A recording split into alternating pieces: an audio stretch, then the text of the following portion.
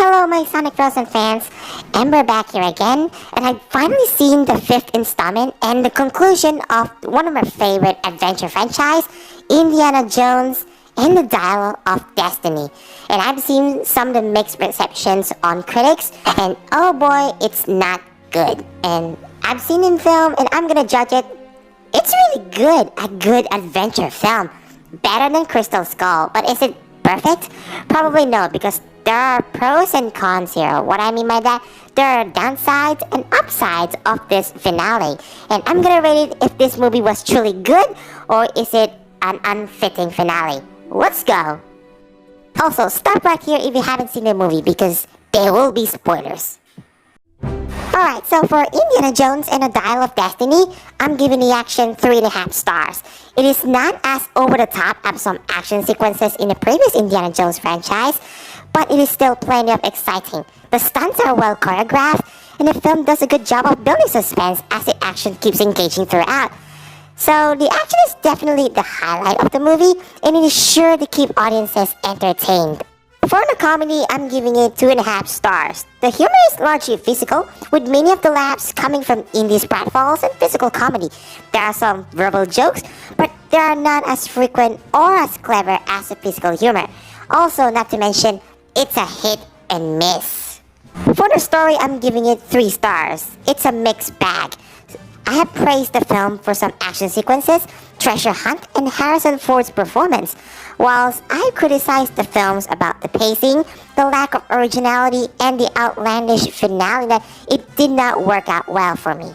And yeah, I know it sucks, but I'm thinking this one is better than Crystal Skull in my opinion, but it could have been a lot better.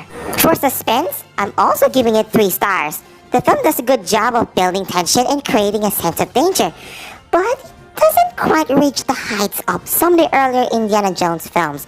Like, believe me, one reason for this is that the film's villain itself is not as menacing or threatening as some of the other villains in the Indiana Jones franchise. As a result, the stakes in the film don't feel as high as they could have been. And pacing? Again, I'm giving it 3 stars. It's a mixed bag. The first half of the film is quite fast-paced, with plenty of action and adventure. However, the second half of the film slows down considerably, and there are some long stretches where not much happens. This can make the film feel a bit sluggish at times. Yeah, it's a bit too slow. The film could have been benefited from a tighter edit, which would have helped to keep the momentum going. For casual viewers, I'm giving it A. For moviegoers, I'm giving it B. And critically, I'm giving it C. Overall, Indiana Jones and the Dial of Destiny is a fitting finale to the Indiana Jones film franchise. It's a nostalgic ride that brings back all the elements that fans love about the series, including Harrison Ford's iconic performance, exciting action sequences, and plenty of humor that Indiana Jones movies are known for. And not to mention, the music by John Williams. He's such a legend, broski. While I do admit the film's strongest point is Ford's performance as Indy, he's clearly having a ball playing Indy again, and he brings a lot of energy and charisma to the role. The supporting cast is also good. The action sequences are some of the best in the series. They're exciting, well choreographed, and full of suspense.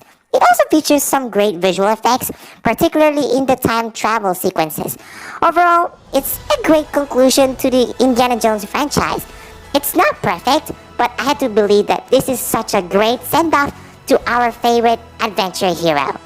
I'm giving it 7.5 over 10. As much as there are some bad things coming around with this movie, I think it's such a great conclusion you should definitely go see it in theaters.